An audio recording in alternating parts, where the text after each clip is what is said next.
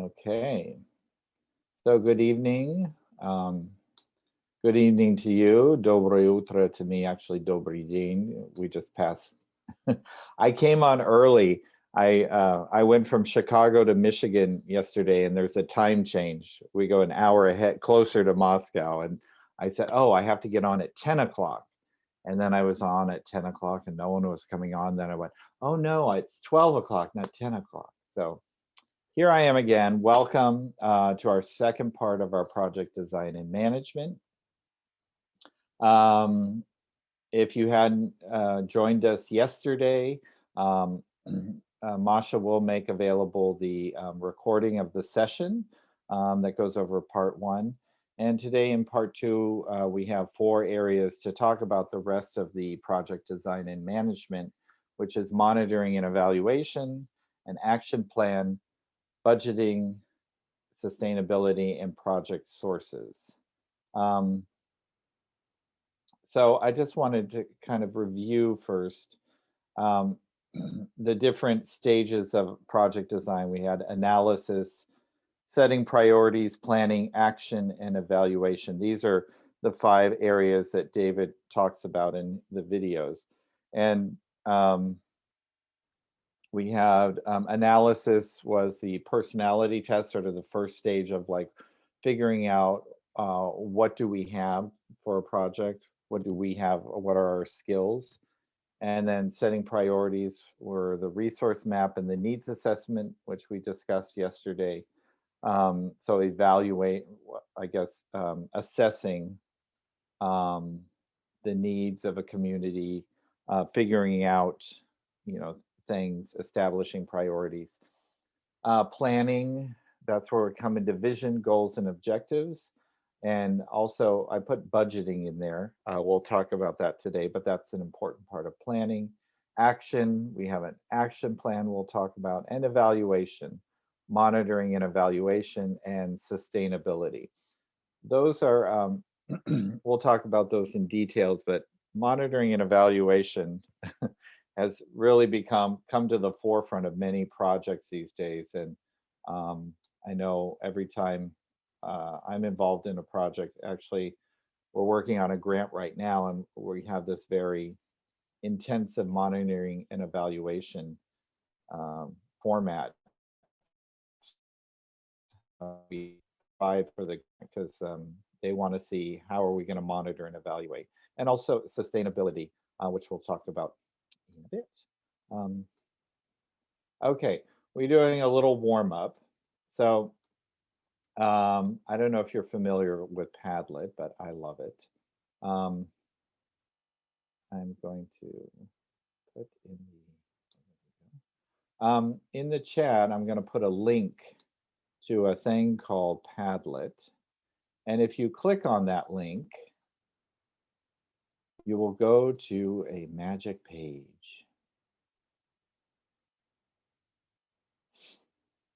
Um, hold on a sec. So if you click on that link, you will go to this page,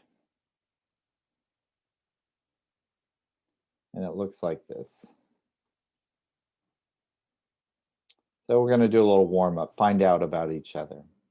Um, so this is called Padlet, and Padlets are really fun. You could use them for educational purposes, for warm ups like this, and different things. So I'd like to know what your dream destination is. What you can do is down here in the corner is a little plus sign. You click on that, and up pops a little box, and you could write what your dream destination is. Mine, for example, is Tahiti. So I put Tahiti, and then I could write something about it. So if you want to, right now, just click on that, and you can write your dream destination. And why is it your dream destination? What do you want to do there? What have you always imagined to do? And then if you want, you can find a picture on the internet, and you can press this little arrow and upload it um, from your file. Or I think if you go here to this little, yes, if you go to the globe, this globe, if you click on that and say Tahiti, and you search, you'll find some images. So here's, like, I could have chosen one of those. So you can go into the little globe and add a picture. Oh, the moon. And then once people have finished writing, you can, if you want, you can add a comment. You can like it. There's a little heart. You can, press the heart and like it if you want. Oh. Let's see what people are putting up. Ah, 3 of us like warm places, beaches, Hawaii. So add something about why you like Hawaii. Add something about the Bahamas. Put a picture up. Ooh, the moon. Hey, hey. I'm from California originally, and I have never been to Hawaii. Still on my list of places to go.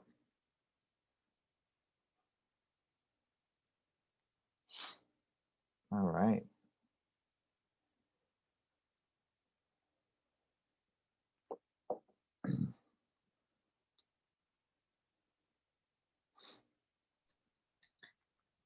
Sorry, I did not get where to click to add another picture. Oh, Yekaterina, which one are you doing?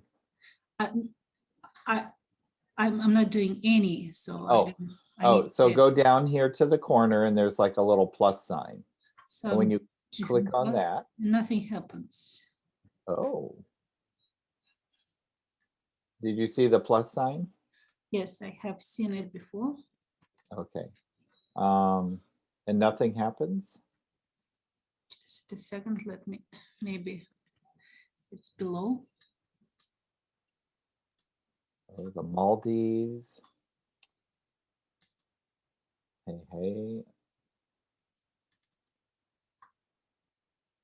Oh, whoever's doing the Maldives, I'm gonna like that because that's what I want to do in Tahiti.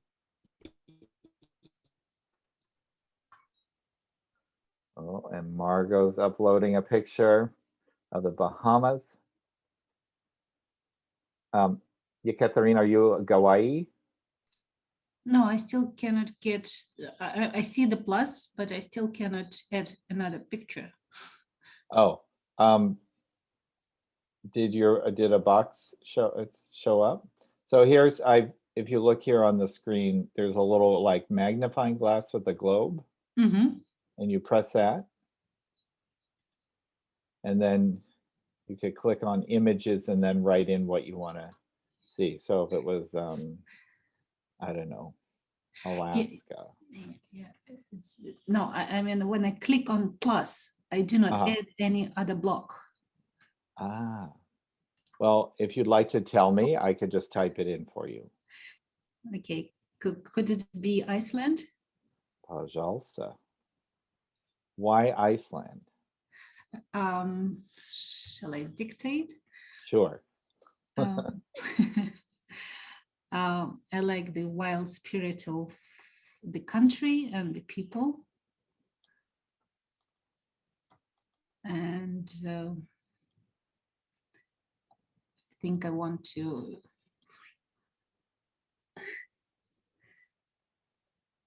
yes, to experience how it is. How it is. Great. Now hold on, where did I put that? Iceland, images. Ooh, nice ones. How about this one? Yeah. Oh, fine. Yes, looks nice. Thank you. And people could go around and, ooh, hey, that's nice. So this is kind of a fun thing. to use. Padlet is a great resource. I use it a lot for programs, and it's a great place to put everything for trainings and things like that. So I could also provide you with a Padlet for a project design and management video sessions I did if you ever wanted to see it. It's the same information, just done in a different way. I could share that with you. Great. It seems we all want to go to somewhere warm, except the moon person. All right, great. Okay. So you can go back to that if you want to go back during the break. You can, but we're going to carry on. Okay.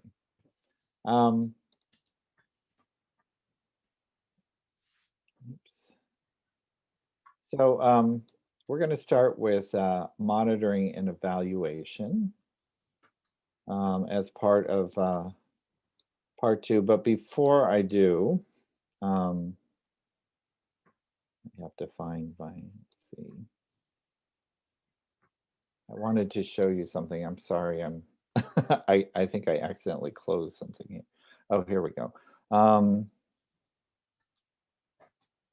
Yeah, I wanted to go back to what we were talking about with in regards to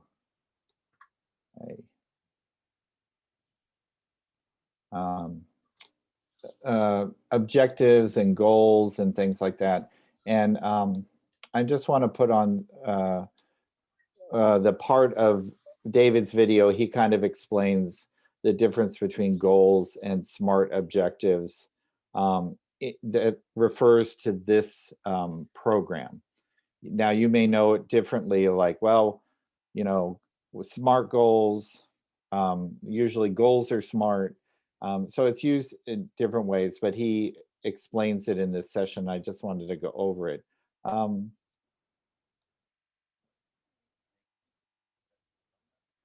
you able to hear that? Nope. Means I have to take out my headphones. All the prep work of a project and the actions that fulfill the need, carry out the vision, and achieve the goals. It's all connected. One thing we need to make clear is that for alumni project work, we talk about objectives as SMART. While in many cases you will hear about SMART goals in other settings and discussions. Both are correct, but don't get confused by the overlap in language. Our goals in this project development setting lead us to SMART objectives. So back to our example. Okay, and then, so I just wanted to go over his example. So as we found out, his vision is he wanted to help his host family. He wanted to help his host family find a sustainable income with their own resources and skills. That was his vision. And so they decided on chickens. And I wanted to get into the, now I'm just going to play part of the video where he talks about the goals, and then we get into the SMART objectives. Which then needed to become more detailed into goals and objectives. So here he has a goal with 2 objectives. For this project, the goal was simple. I wanted to create a chicken coop with egg-bearing chicks that would help the family make money. The first objective then was to obviously get the chicks. The plan was to have the chicks be raised and ready to start laying eggs by the spring of 2019. So here we have his goal. He's going to help the family create a sustainable income with a chicken coop. So he goes from sustainable income to chicken coop is the goal. So he's going to get a chicken coop, which is a place where he's going to keep the chickens. And the objective here it is, we're going to see if this is SMART and how the objective is SMART. There's numbers, there's timelines. So he's going to explain that. Breathe. I'm going to let you finish, David, but first let me show him how SMART your objective is. There are specifics about functionality here, so there's your S. It's measurable in quantity, so there's your N. The objective was made with life cycles and seasons in mind, so it's attainable, so that's the A. Relevance is that it connects directly to the need of the beneficiary, so the R is set. And it's time-based, so the T is done. Nice. Okay, back to Dave. So here he kind of goes over it as specific, egg bearing, measurable, 100 chicks, A, achievable. So he, this is the A and the T are kind of similar. Spring of 2019, and the R, it's realistic to be housed and fed. So that's something that is realistic and possible to do. Now let's look at his second. The second objective was to create a place for the chicks to live and stay warm, ideally through the winter, so that eggs and money would come in year-round. Since the target was 75 chickens, 100 were bought to compensate for any unfortunate losses. Okay, one more time, let's freeze this. But now you and your group take a minute to try and find the SMART components in this objective.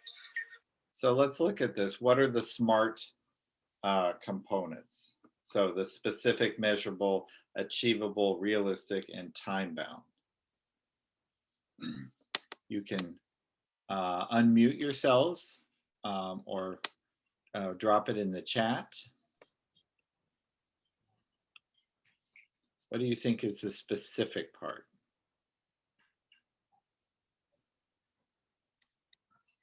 Chicken coop.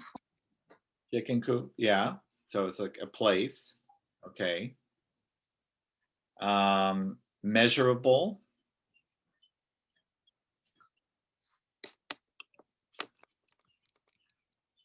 That would probably be the size. Yes, to house 75 eggs, could it be? Yeah, the 75 egg-bearing chickens.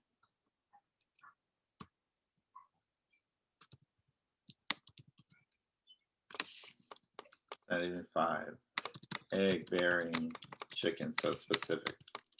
The A, achievable. It's again like in the previous, in objective 1, almost like time bound, probably by winter 2019. Yeah, so some of these overlap, which is fine. Realistic.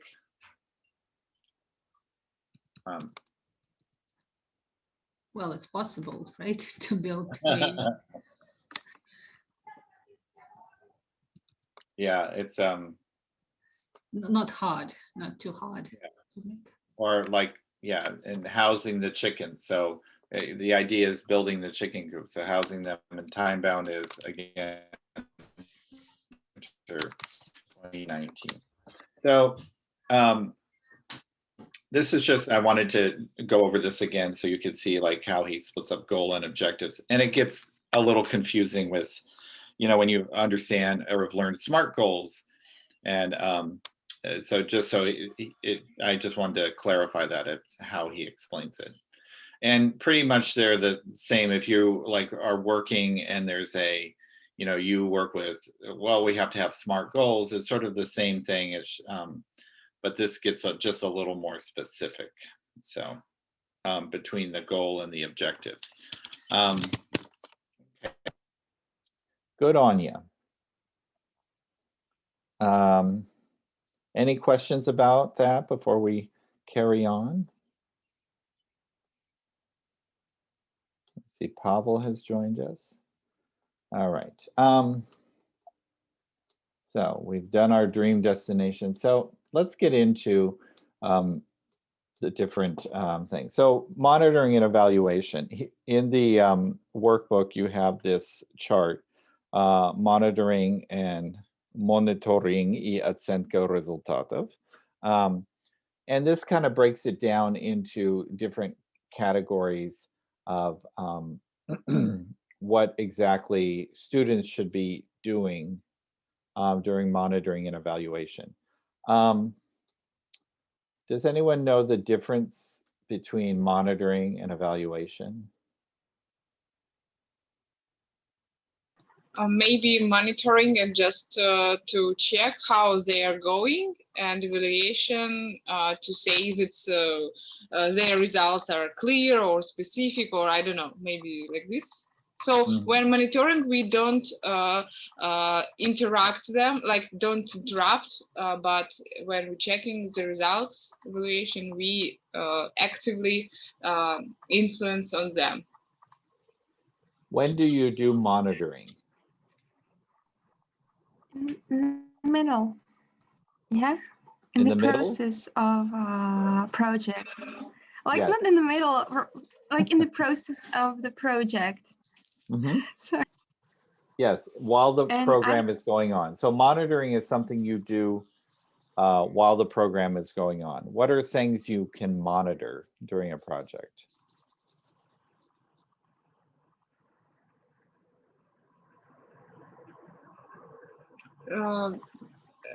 Sorry, can you repeat the question, please? Sure. I'll also put it in the chat. What are things you can monitor during a program?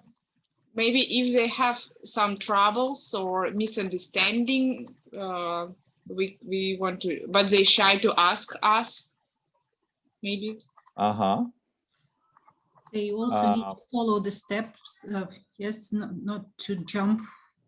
So there should be an order in their work. Uh-huh. Okay, so participant, that's kind of like participant progress. What, in understanding? Something like that. What else can you monitor during a project? Besides participant activity? probably meeting timeline. If we have a long projects, are we are we in a good pace of doing things? You know, sometimes we can do slower or go faster. Mm-hmm. So are we on time? Are we, meeting the deadlines? Good, good. What about money? We can monitor money, making sure that our budget is okay, that we're not spending too much money, that things are within the budget. I'm also going to put in admin. Those are things you can monitor, like your staff. Is your staff happy? Is your staff on task? Are they still motivated? Are they clear about what the expectations are for their job? So those are things we can monitor.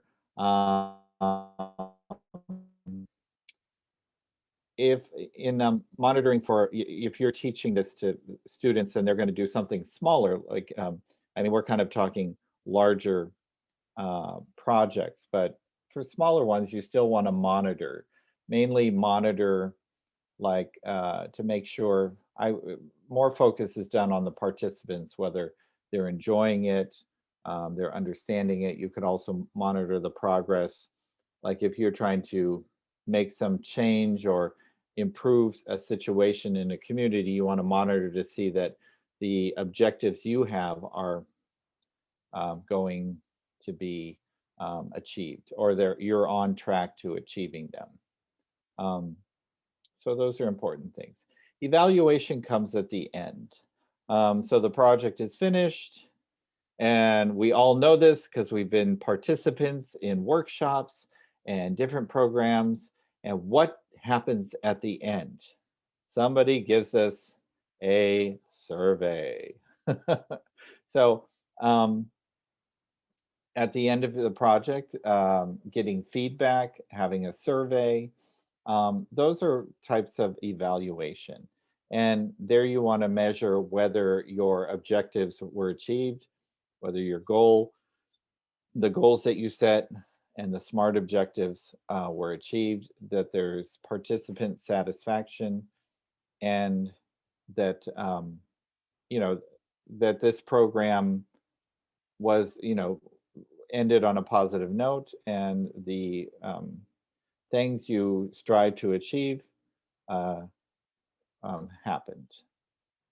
And my eyes are like, I can't, I'm sure none of you can read this, but we'll go back and look at it in a larger screen. I'm just going to go over these steps and then we'll go one by one for the sessions.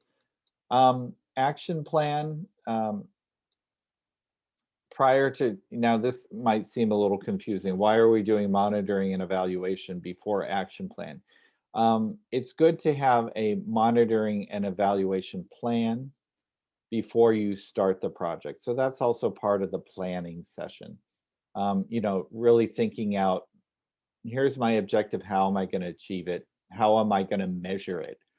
And that's what monitoring and evaluation does.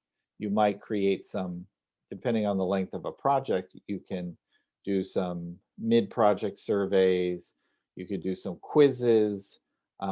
There's all different ways you can, tools you can use to monitor progress, participant satisfaction.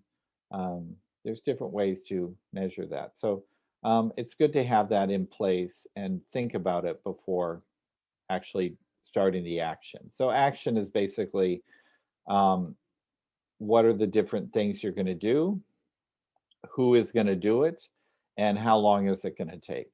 And this is really important. And this also comes in where that personality test of the skills. So if Camila is good at graphic design, I may ask her to create a logo for our project and maybe a handbook with pictures in it you know, for the participants. And maybe she says that'll take her a week. So we can, you know, put that in here, that the activity, who's going to do it and when. Now, if I'm a people person, so maybe we need to go talk to some people about renting a space or maybe getting some space for free. So, you know, finding a space, and that'll take a week, and maybe I'll do that because I can go and talk nicely to people, and maybe, oh, some people I know, you know, sitting down and talking with them, they'll let me use their space for free. So that would be my role, is like something communicative, and so on and so on. So you want to list the different activities, the actions, who is going to do them, and how long will that take. So, and here it's broken down into different, zadachas. So, you know, if you have sort of like pre-planning, pre-program planning, maybe during the planning, or if you want to be more specific, like the welcome, you know, say you're going to do a welcome introductory session, welcoming participants. Okay, who's going to do what? Who's going to welcome them? Who's going to set up the room? Who's going to get snacks, if we're going to have snacks or refreshments? Who's going to take attendance? All of those things. So it can be very broad or it can be very specific. Now, the green slide, money, money, money. Budget's always important. This is, we'll kind of go over this, but these are just sample budgets. You can use a different one if this doesn't make sense to you, or participants can make their own in Excel or however they want to, but it's really important to kind of break things down. Now this only has 2 here, but it can, you know, you can add as many as you want. And we break down things in different categories. So like admin, like what are our administrative costs? Do we need to buy stationery?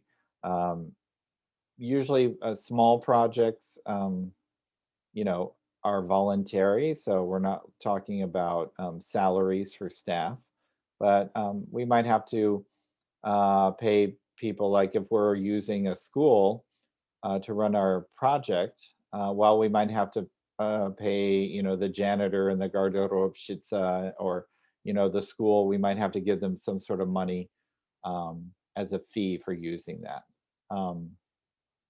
So these are all categories where we break things down very specific and try to get an amount.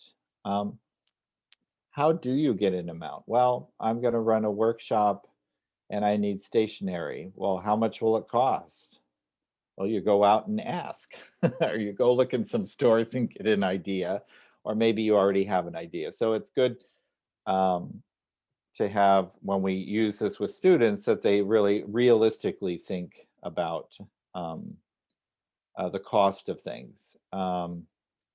And you know, I always find it's a rule to budget a little over, to have a cushion instead of exact or less. You know, especially for participant costs in projects, specifically the ones I want to see. Funders always like to see that most of the money is going toward participants and participant activities. Um, if you're doing a series of PDM workshops like this and you say, well, I need to buy a laptop, they're going to say no. But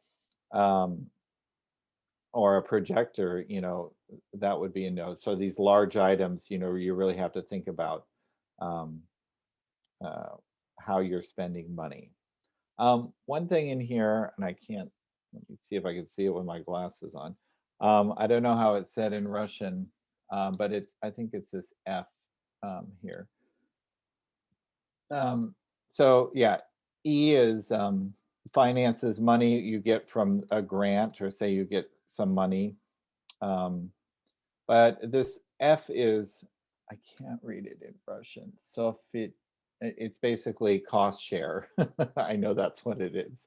But cost share is something to keep in mind.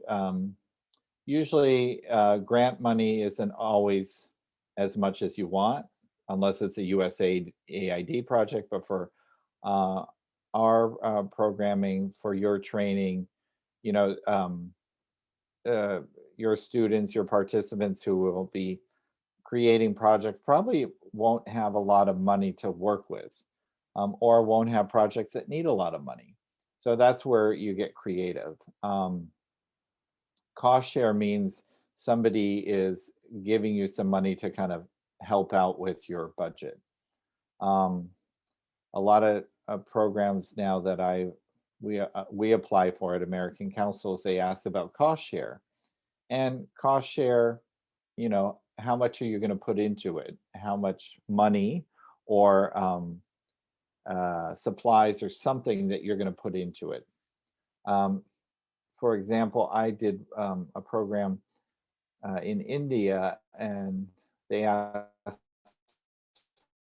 for a certain amount to be cost share, like at least $5,000. So we weren't putting money in from our budget. They were giving us the money, but we were showing, well, we're bringing all this technology. We're using iPads and things.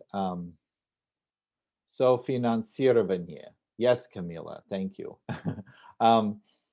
So we, in India, we were talking about our expertise, our people, that we were going to make a film for it. So the person's salary for making that film, that was part of the cost share. So there are different ways you can do cost share. It's not always just money. Sometimes it is, maybe for smaller projects, like some of your students will be doing. Maybe they have some money, but maybe there's someone in the community, a businessman or woman, who wants to support them either financially with actual money or with you know, stationery or refreshments or free space. So those are different ways that cost share can be reflected in a budget. And when we do a budget and we're doing cost share and it's sort of intangible, it's things like technology or free space. So we can we don't write free space in there. We estimate how much, you know, that would be. So it's reflective in the cost. The next and last one is sustainability. And sustainability is something, I like this graphic design of the hands and the leaf. So it's sort of like we've held this project in our hands, but we're letting it go. And as we let it go, it doesn't fall down. It goes up and up and up. And so it continues on after the life of the program. So if we do a project that's a month long or 2 months long, maybe it's the start of something, a catalyst for something that someone in the community, one of your participants says, I like this, I want to keep it up. And so that the community gets more involved with it, and they, take ownership of this project. And many projects, historically, a lot of things that have been done in communities to help them have become, stable parts of a community. It's something that they like, and that they hold on to, and it has value to them, and they keep it going, and they find the funding for it. They find the people to volunteer. Um, a friend of mine in Senegal, she's worked in Senegal for many, many years. Her name is Molly Melchin, and she has a really great model for projects. She doesn't come in and kind of say, I'm going to fix this for you.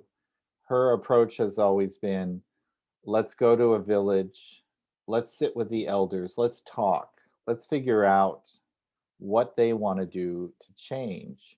And and they talk to not just the men in the village, they talk to the women of the village, and find out, what do they want to change. And a big thing she's done is with in Africa, this traditional female genital cutting has been a real problem.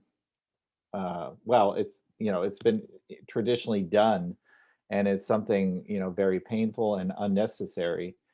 And a lot of villages have, you know, eradicated that from their villages. And like, but she has gone in and talked to elders and the women and the doctors in small villages and towns, and really worked with them to figure out ways to support them in making a change. So, and what's nice is that they've provided the training, the help, the support, and then it's these projects have really become sustainable and really helped to evolve, the lives of women all over the country. And now Senegal has eradicated female genital cutting throughout the entire country. So that's something like she has helped do, and this her projects, her programming has become sustainable. So people have taken it on, and it's become sort of it's become focal parts of many villages. Um, all right, I'm going to give you a little poll right now. So after all of that, let's see how well you do. You're now viewing a poll. There are 6 questions.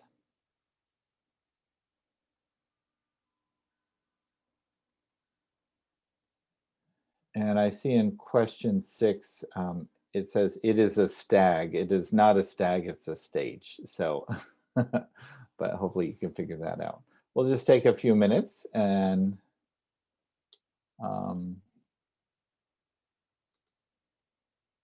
are you able to take the poll?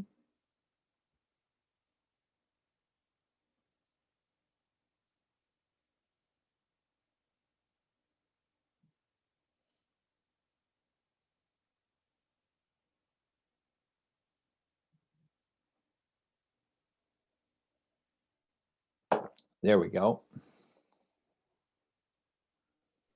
Thank you.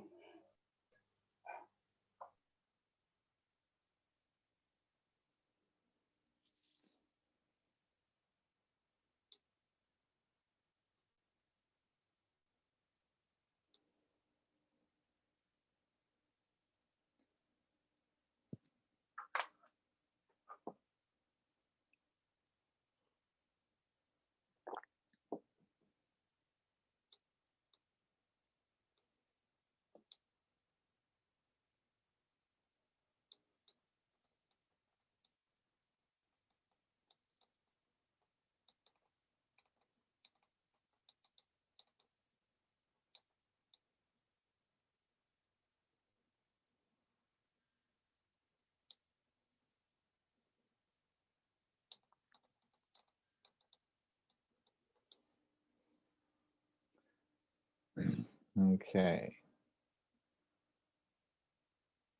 Attendees are viewing the questions. I don't see any answers yet, so maybe it'll show up.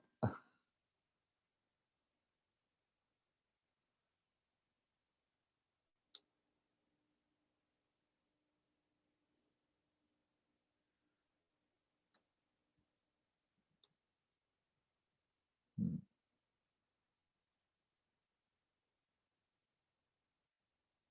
Oh, there we go. There we go. All right, we'll go for about 20 more seconds.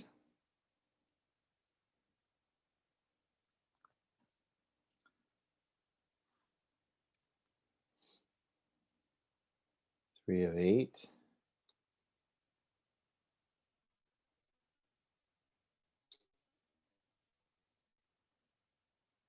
All right, 50 of,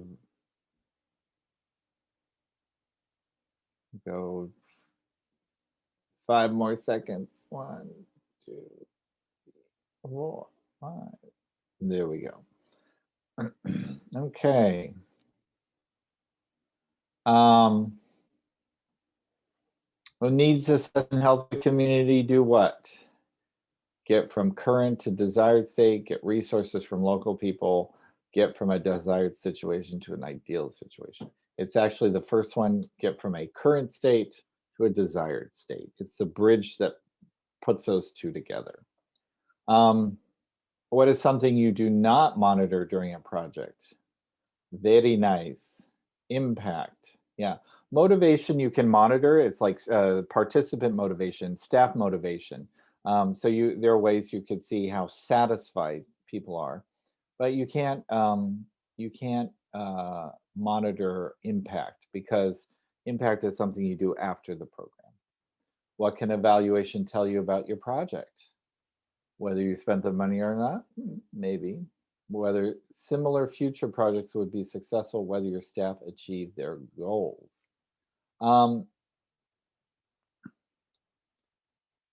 Staff achieve your goals, yes. It's more like also the second one too, whether similar future projects would be successful. So if this program is successful, if you evaluate and say, oh, we did a good job, we can do it again. Did the staff achieve their goals? That's also, yes, that is part of the evaluation. Whether you spent the money or not necessarily. That's something you can monitor during the project and see at the end of your project, but it really isn't something we evaluate. An action plan has 3 elements: budget, roles, and timeline. Timeline, role, and tasks. Task evaluation, roles. Ooh, it's number 2. We have a timeline, we have roles, and we have tasks. Who is doing what and when? So it's number 2. How can cost share help your project's budget? Ooh, someone did number 1. It could make your project look prestigious in the community, but that's not, that's really not the focus of it. And the majority of you said number 3, cost share gives the community a chance to buy into the project. Yes, it's a great way to get community involved and on your side with a project. Why is sustainability important when planning a project? Very good. The majority of you said number 2, it allows for a project to live on after the end of it. All right, great. Great work, everybody. All right, so let me find we'll go over the booklet. Are there any questions before we move on? Вопросы есть? Все понятно?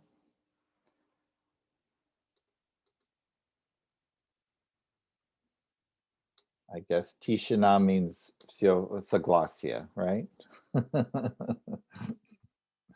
All right. Moving right along.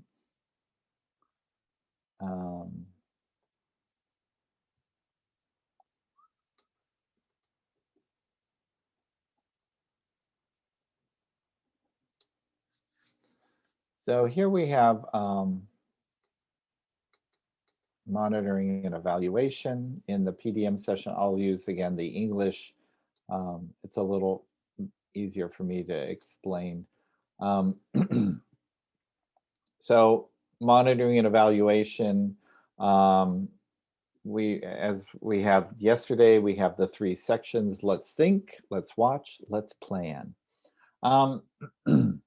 So here we have some questions tapping into students' knowledge, getting them to understand what is monitoring and evaluation, what do they think about these things, what are things they can monitor in a project, and maybe this third one, I like to have them think about projects they've already done or been part of, and if they can think about, well, what was monitored, really getting them to start thinking about this important stage of project design.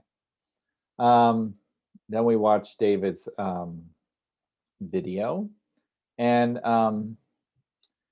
there are questions, and again, you can use the strategy where you know, you could say, I want you to listen for this information, or just have them watch and see how much they comprehend, and asking them these questions.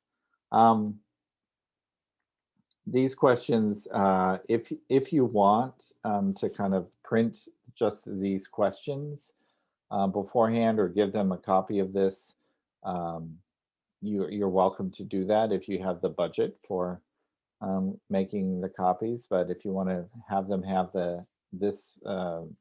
these questions, you can always do that as well. So here we are with some questions specific to the video. One thing David uses in this, he uses an example of Instagram, and I'm not sure if you watched all the videos yet, or you've seen this one, but he uses the Instagram photo as an example of monitoring. So if you put a picture on Instagram, you know, and then you kind of measure, like, what are people's reactions? So he puts a picture up, and how many likes they get. So he's going to monitor the number of likes over a certain time. Say in a 24-hour period, I'm going to put up 2 pictures, and we're going to monitor the number of likes they get, and maybe also if anyone left a comment. So that was just a simple way of explaining monitoring, and to kind of relate it to maybe people who use Instagram a lot. And a lot of these questions we kind of went over about, when does monitoring happen? What are things we monitor, and so on. We go back to that thing called indicators of success. And in his earlier one about vision, goals, and objectives, David does mention indicators of success. So what do you think an indicator of success for his chicken project would be? We kind of looked at the goals and objectives earlier. You know, building a chicken coop, or buying 100 chickens before spring of 2019, and then building a chicken coop for 75 egg-bearing chicks by winter 2019. What do you think an indicator of success would be for his project, the JoJo project?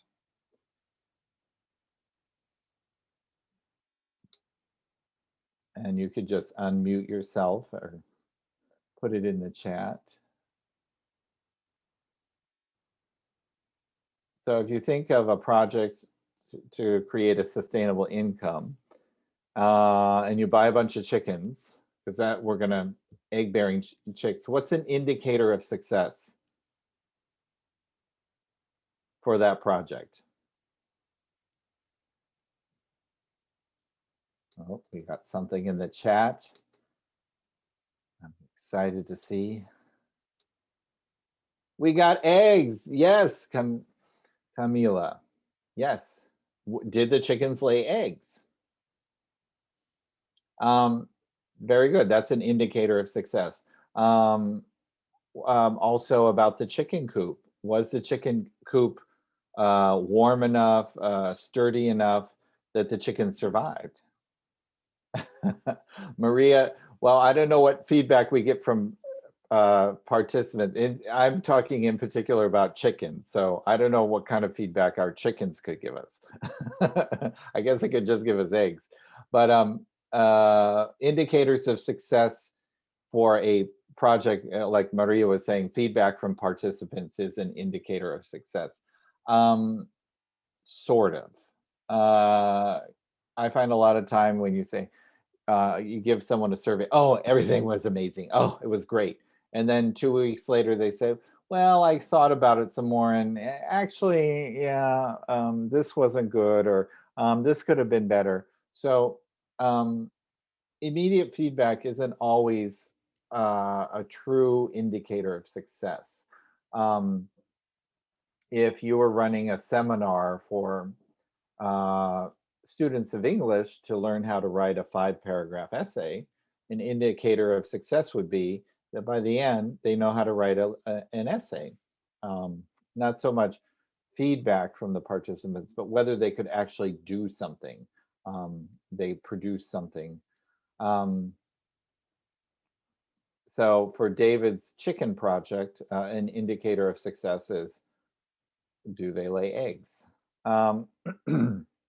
So here we would ask and discuss these questions, then get into the planning part where they would go back, they would use the monitoring and evaluation form in the manual to really think about fleshing out a monitoring and evaluation plan. And as I put in here, take your time and really think about these 2 important parts of your project. It will help you gauge the success of it in the long run.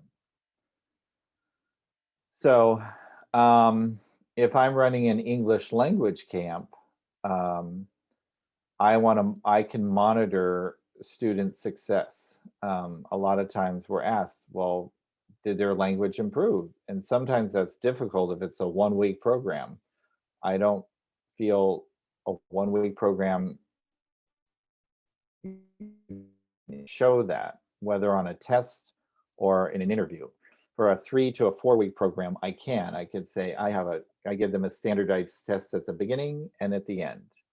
And I interview them. I do an oral interview to evaluate their speaking skills. So that's something we can measure during the project. We also give midterm surveys to see how well they do, or get their feedback, like Maria said, feedback from participants. And that helps us monitor the project and say, well, the feedback was they don't have enough time to rest. There's too much work. Okay, let's see how we can give them more rest time, because we want the participants to be happy. So always think about ways you can monitor and think of what you want to monitor. And that's hard in some projects, for people doing it, really thinking, well, what do I want to evaluate or monitor during the life of the program? And then evaluation, how am I going to evaluate the success of the program? A survey is a good way. Any other ways you could think of? And I want to stick away from feedback from participants, because that's not always a true way of assessing things. Because a lot of times, especially if you're the organizer, oh, we loved your program, it's so nice. And then they don't really think it's nice. Or it's not a clear indication that the program was a success, but it's nice to hear. Does anyone have any other ideas how you can evaluate a project besides giving a survey?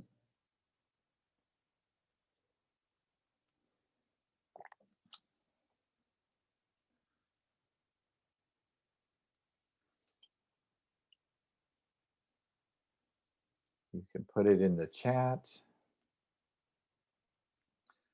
and or unmute yourself. I will move on to action plan.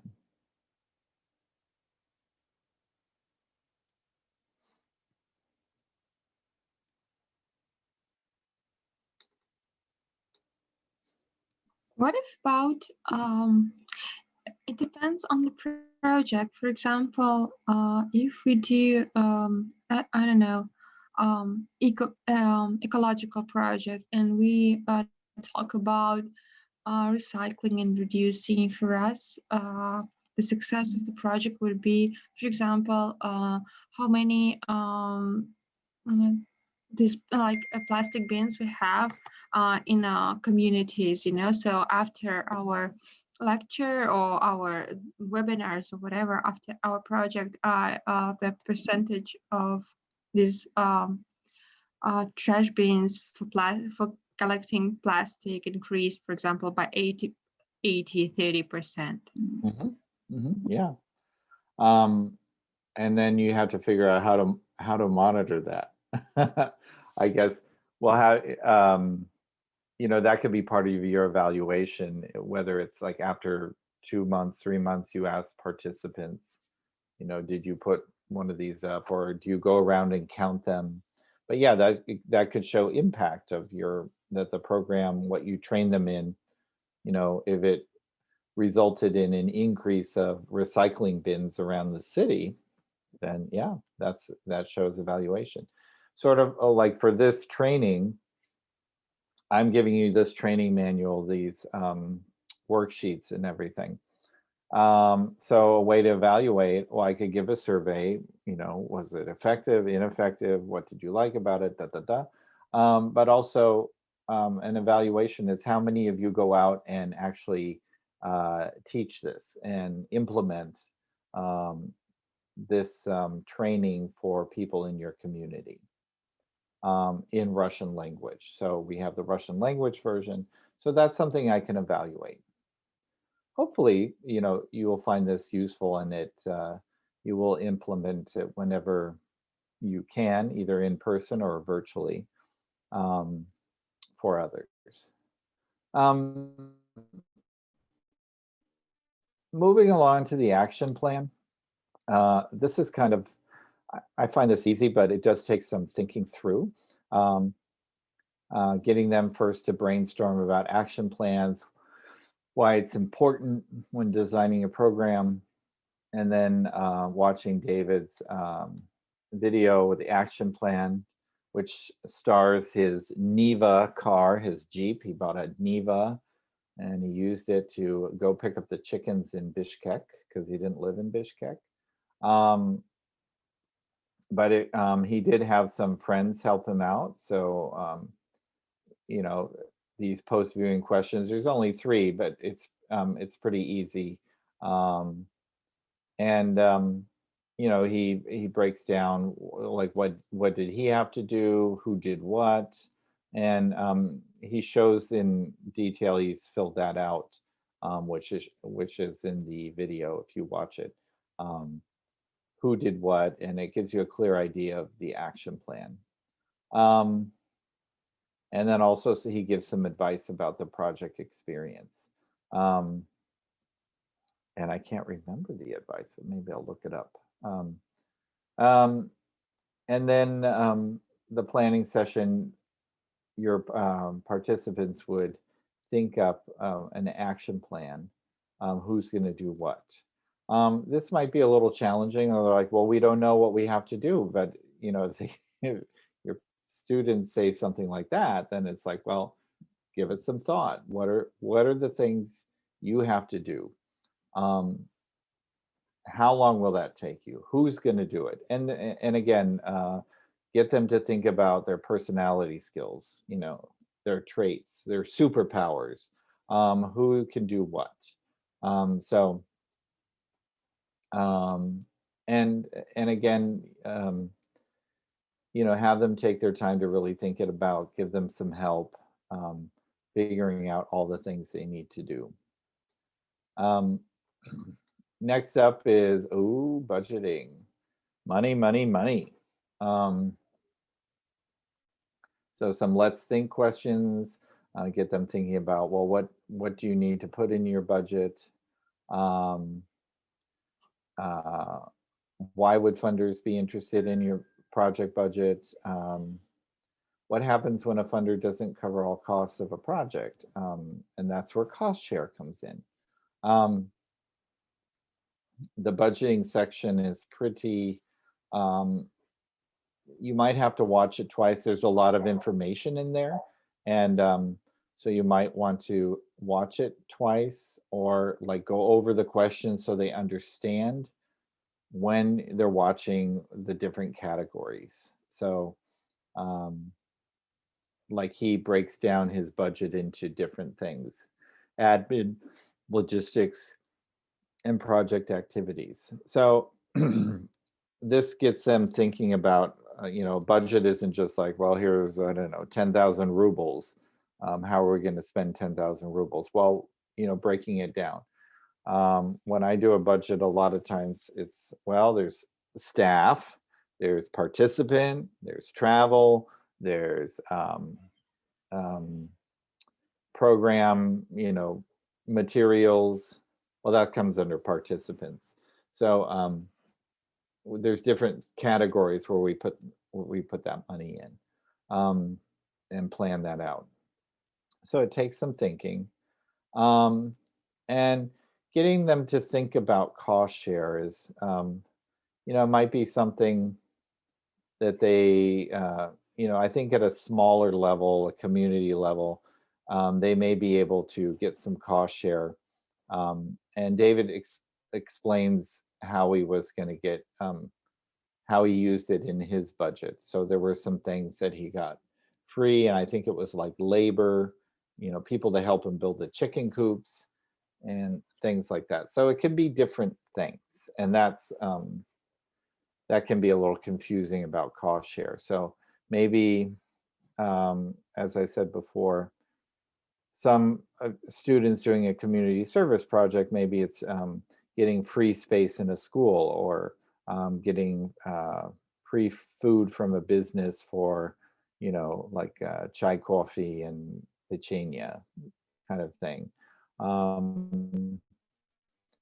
And maybe it's like some free printing of booklets or things like that.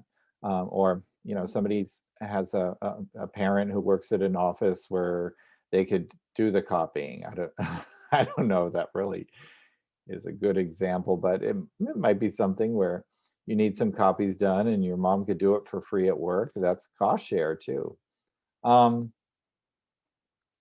And there, the third question kind of touches on that: what items in David's money were not money? So those are all things to think about. And again, there might not be a lot of budget, there may not be a lot of cost share for smaller projects, but just the process of going through this, if they ever decide to do bigger projects, or they work for a company where they have to make a budget, they can see, they already have this knowledge and they can apply it in different aspects. The last one is sustainability. And this is, it's just something important that, you put all this effort into something that you're passionate about. You want to help your community. And then, it's not just like, okay, it's over, and you throw it away. Or it's over, goodbye. But, you want to think of, as you're planning out your project, like, how could this be sustainable? For example, I run an English language program with students from Afghanistan. I can't bring all young people to India for this program. We run it in India. But there's some aspects of it, of English teaching, like essay writing and public speaking, that a lot of our students go back and they implement as a project. Like, I'm going to go teach 10 people public speaking using the materials I learned at this camp. So they're transferring the knowledge, and that's showing sustainability, that someone is taken something they learned and carried it on into their communities, and someone, maybe one of their students, will go on. So it's It's just like showing a continuation of your idea, your passion, your project. Um, and does every project need to be sustainable? It's not mandatory, but it is a nice idea if it is. Um, so those are things for students to think about, because a lot of times they get focused on, yes, I want to do this. This is what I'm going to do, but they don't see how beyond the end of their project. Um, I think for small projects, a good amount of time would be 1 to 3 months. I don't know uh, what your thoughts are on that, but I think 1 to 3 months is sort of a decent time if you're going to be working with students who are doing small community projects.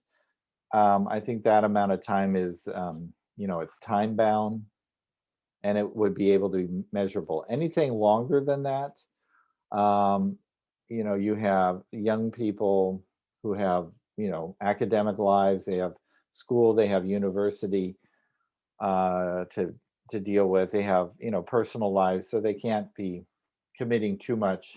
Plus, also people might lose interest. So, when thinking about doing a project, doing a training, and having students think about a project, they should think of it as different, specific times. It shouldn't be something that goes on forever and ever.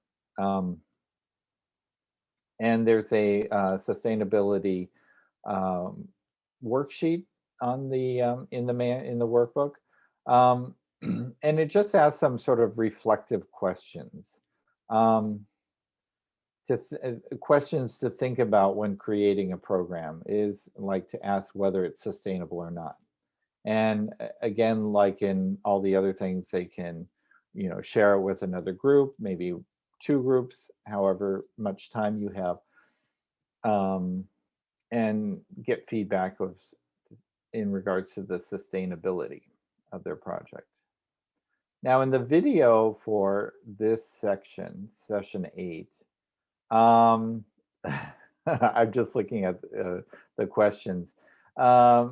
David had a problem didn't anticipate, and it's kind of funny to hear it, because it kind of happened after he planned everything, and then suddenly, um, this might be a problem.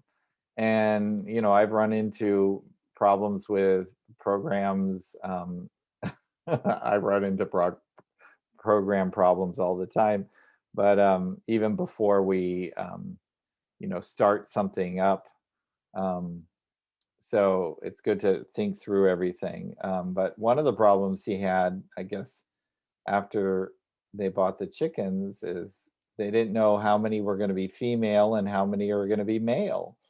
I guess they couldn't tell that.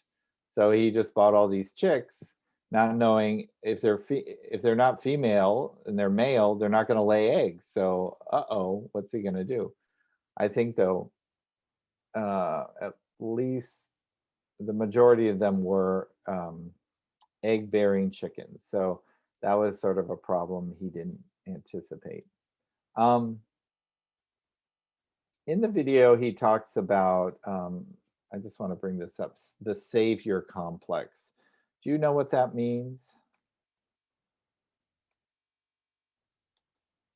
I'll put it in the chat there. You can think about it. Oh, I spelled it in the British way with a U. Please forgive me. What do you think the savior complex is?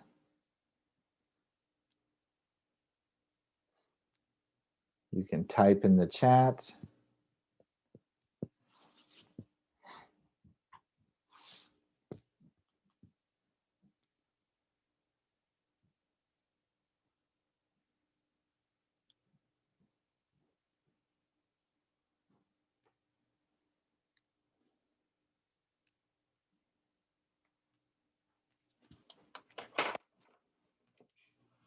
I don't see any chatting yet. I'll give you another second.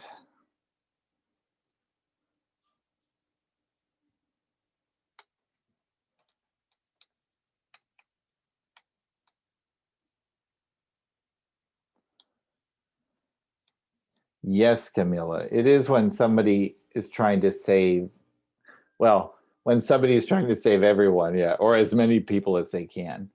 And if you watch the video, there are some example, you know, a lot of people like to go to different countries and help and like, you know, work in an orphanage and things like that. And they feel good about themselves. Oh, I saved them. I did something good. But they don't have a real impact on a community because they go, they do it, they take the selfie and they leave. And you know, that's not what we're going for here. And what we're going for is impact in a community. And when you have yourselves or you know, people you're working with, whether they're students, you're training them on this, getting them to develop projects to help their communities, you know, they're not there to save it because they're part of the community. They're not going to leave it. They see the needs of it and they're trying to help out.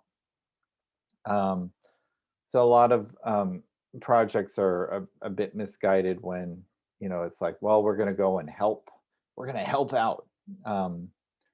And you know, that savior complex is he talks about, and it's not sustainable because it ends after the selfie is done and that person gets on the plane and goes back to wherever they're from. So we want to kind of avoid that.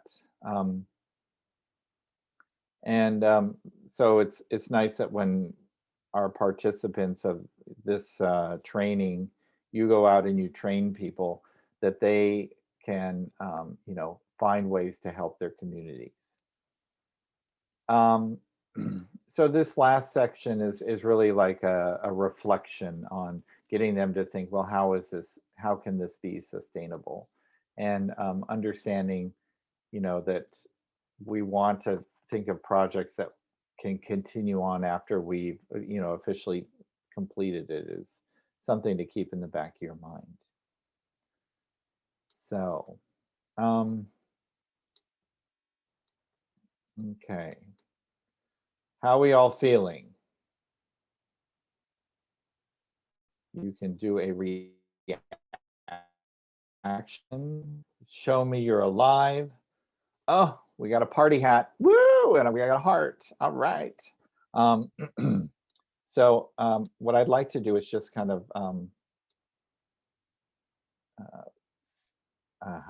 finish a little early. I know you'll like that. Let's see. Let me just ask you now. Vопроsi есть?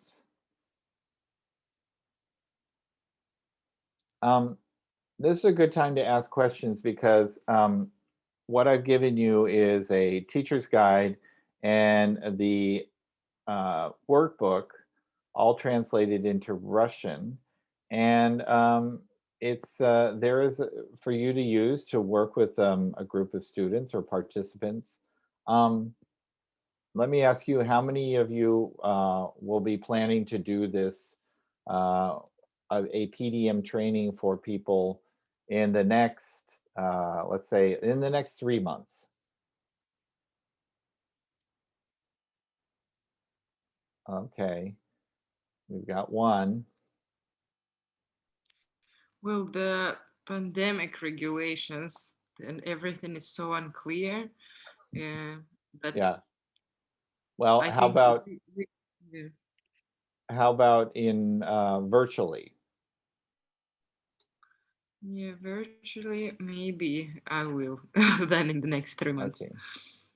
So Elena said she's going to do it during summer school in June, online. Okay. So right now in Russia, what's the situation? It's still lockdown, and no in-person. There is no lockdown, but for example, alumni activities are only virtual. But Okay. in Russia, everything is open.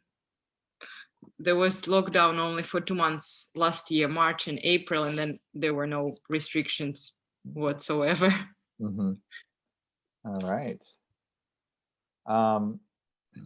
So Elena, so here's how we can evaluate whether this training was effective is if Elena conducts a training for her students online, and it generates some projects, potential projects, and I would say, you know, this training was effective.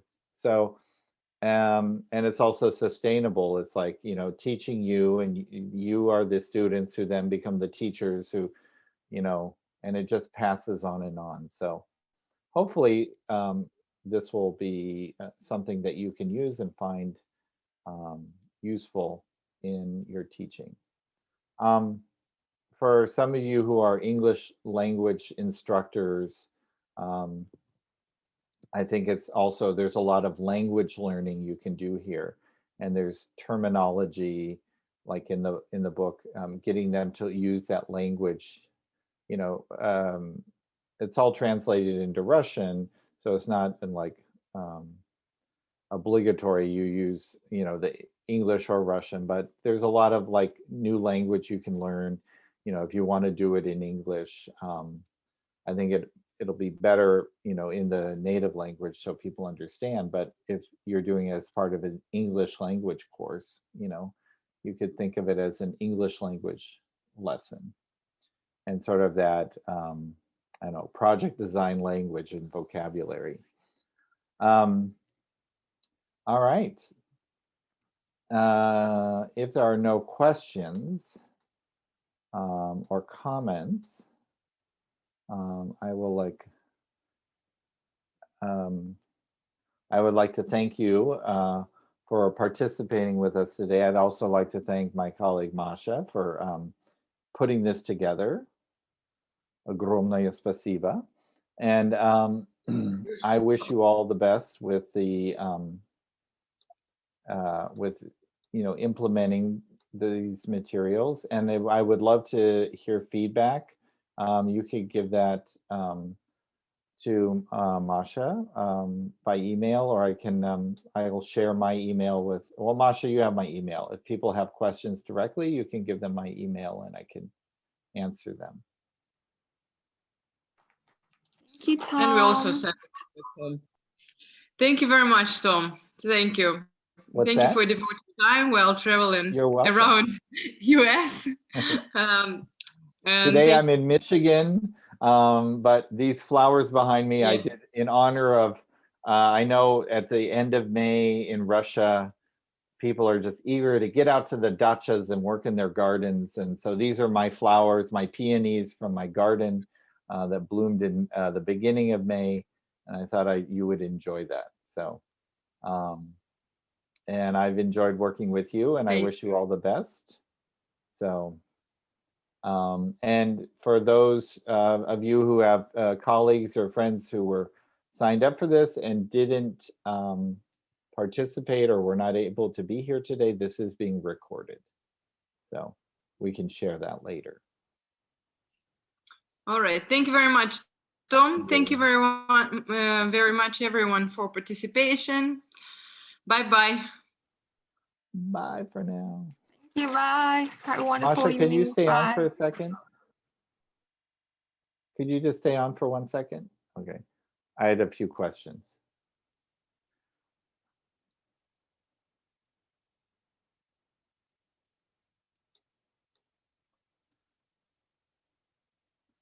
Just wave goodbye.